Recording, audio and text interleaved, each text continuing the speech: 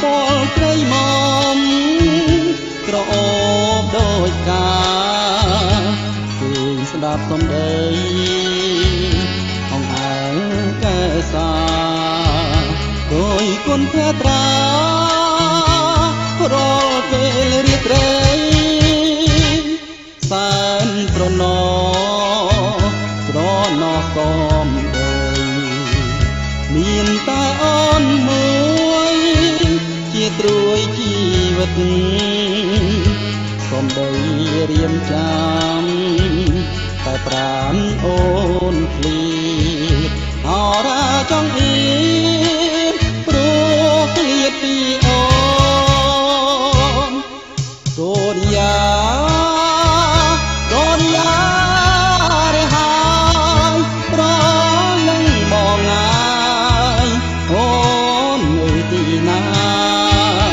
ដេញឡើយបាត់កូនពុំលឺវាចារីមួយជីវ៉ាបំភ្លេចណាចាសែនត្រណទឹកភ្លឺបងប្រឹងតែជ្រៀងសំនៀងផ្ញើអូនបងទូ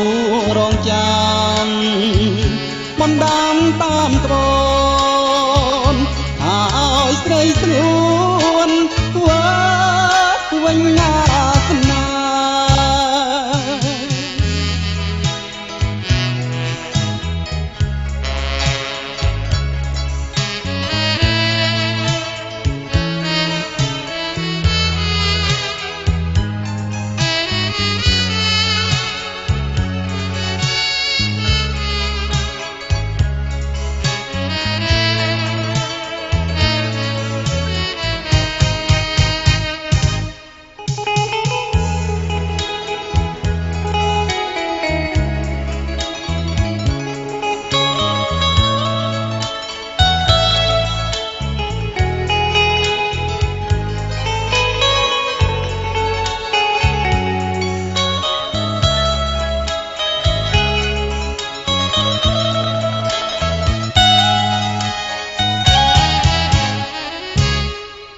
សូរិយា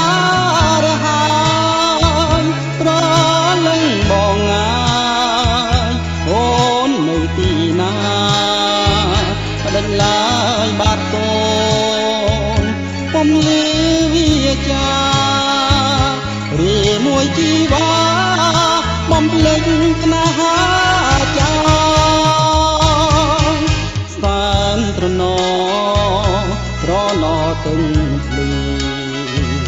បងប្រឹងត្រែកជ្រៀងសំនៀងផ្ញើអូនបងសួររងចាំបណ្ដាំតាម